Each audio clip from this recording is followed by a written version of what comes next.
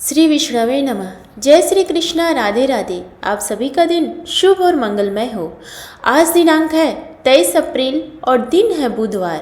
आज आप सुनेंगे वैशाख मास महात्म्य के 11वें दिन की कथा। इस कथा में ब्रह्मा जी का यमराज को समझाना और भगवान विष्णु का उन्हें वैशाख मास में भाग दिलाने का वर्णन है। ब्रह्मा जी ने कहा, हे यमराज, तुमने क्या आश्चर्य देखा है? क्यों तुम्हें खेद हो रहा है? भगवान गोविंद को एक बार भी प्रणाम कर लिया जाए तो वह 100 अश्वमेध यज्ञों के अवभृत स्नान के समान होता है। यज्ञ करने वाला तो पुनः इस संसार में जन्म लेता है, परंतु भगवान को किया हुआ प्रणाम पुनर्जन्म का हेतु नहीं बनता, मुक्ति की प्राप्ति कर देता है। जिसकी जिह्वा के अग्रभार पर हरि ये 2 अक्षर विद्यमान है, उसको कुरुक्षेत्र तीर्थ के सेवन अथवा सरस्वती नदी के जल में स्नान करने से क्या लेना है।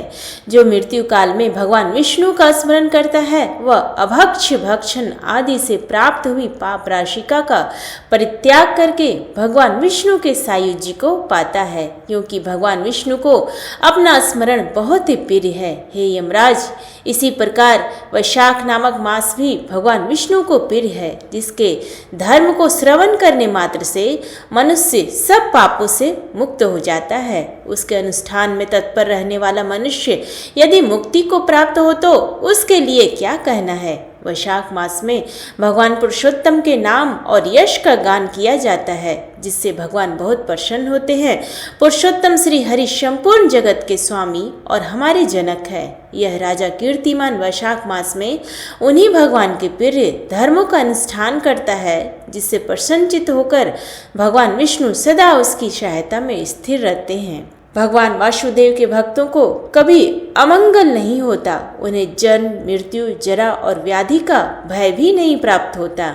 कार्य में नियुक्त किया हुआ पुरुष यदि अपनी पूरी शक्ति लगाकर स्वामी के कार्य साधन की चेष्टा करता है तो उतने से ही वह कृतार्थ हो जाता है। यदि शक्ति के बाहर का कार्य उपस्थित हो जाए तो स्वामी को उसकी सूचना दे दे। उतना कर देने से वह उऋण हो जाता है और सुख का भागी होता है। जिसने उस प्रयोजन को स्वामी से निवेदित कर दिया है, उसके ऊपर ना तो कोई ऋण है और ना पातक ही लगता है। अपने कर्तव्य पालन के लिए पूरा यत्न कर लेने पर प्राणी का कोई अपराध नहीं रहता। यह कार्य तुम्हारे लिए असंभव है, अतः इसके विषय में तुम्हें शोक नहीं करना चाहिए। ब्रह्मा जी के ऐसा कहने पर यमराज ने दीन वाणी में कहा, हे तात, मैंने आपके चरणों की सेवा से सब कुछ पा लिया।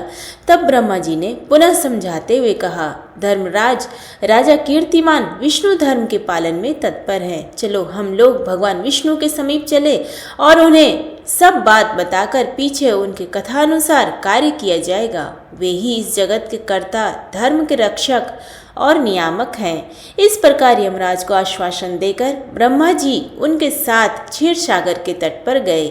वहां उन्होंने सच्चिदानंद स्वरूप गुणातीत परमेश्वर विष्णु का स्तवन किया। ब्रह्मा जी की स्तुति से संतुष्ट होकर भगवान विष्णु वहां प्रकट हुए। यमराज और ब्रह्मा जी ने तुरंत ही उनके चरणों में मस्तक झुकाया। तब भगवान महाविष्णु ने मेघ के समान गंभीर वाणी में उन दोनों से कहा, तुम लोग यहाँ क्यों आए हो? ब्रह्मा जी ने कहा, प्रभु, आपके श्रेष्ठ भक्त राजा कीर्तिमान के शासन काल में सब मनुष्य वैशाख धर्म के पालन में संलग्न हो आपके अविनाशी पद को प्राप्त हो रहे हैं। इससे यमपुरी शून्य हो गई है। उनके ऐसा कहने पर भगवान विष्णु हंसते हुए बोले, मैं लक्ष्मी को त्याग दूंगा।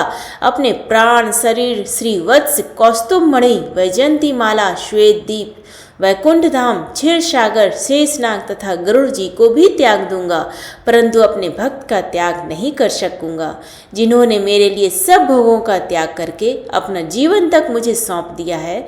जो मुझ में मन लगाकर मेरे स्वरूप हो गए हैं, उन महाभाग भक्तों को मैं कैसे त्याग सकता हूँ। राजा कीर्तिमान को इस पृथ्वी पर मैंने 10,000 वर्षों की आयु दी है। उसमें से 8,000 वर्ष तो बीत गए। शेष आयु और बीत जाने पर उसे मेरा सायुज्य प्राप्त होगा। उसके बाद पृथ्वी पर बेन नामक दुष्टात्मा राजा होगा, जो संपूर्ण वेदोक्त महाधर्मों का लोप कर देगा। उस समय वैशाख मास के धर्म भी छिन्न भिन्न हो जाएंगे। बेन अपने ही पाप से भस्म हो जाएगा।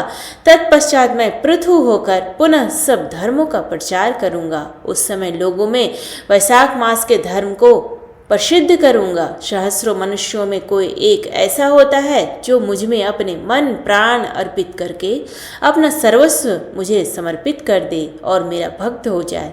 जो ऐसा होता है वही मेरे धर्मों का प्रचार करता है। इस वैशाख मास में भी मैं वैशाख धर्म में तत्पर रहने वाले महात्मा पुरुषों तथा राजा के द्वारा समयानुसार तुम्हारे लिए भाग दिलाऊंगा। लोक में जो कोई भी वैशाख मास का व्रत करेंगे वे तुम्हें भाग देने वाले होंगे। उनके वैशाख मास में बताए हुए महाधर्म के पालन में तुम कभी विघ्न न उपस्थित करना। यमराज को इस प्रकार आश्वासन देकर भगवान विष्णु वहीं अंतर ध्यान हो गए। ब्रह्मा जी भी अपने सेवकों के साथ सत्यलोक को चले गए। उनके बाद यमराज भी अपनी पुरी को पधारे। वैशाख मास की पूर्णिमा को पहले धर्मराज के उद्देश्य से जल से भरा हुआ घड़ा दही और अन्न देना चाहिए। उसके बाद पितरों गुरुओं और भगवान विष्णु के उद्देश्य से शीतल जल दही अन्न पान और दक्षिणा फल के साथ कांसे के पात्र में रखकर ब्राह्मण को देना चाहिए। भगवान विष्णु की दिव्य प्रतिमा वैशाख मास की महात्म्य कथा सुनाने वाले दीन ब्राह्मण को देनी चाहिए।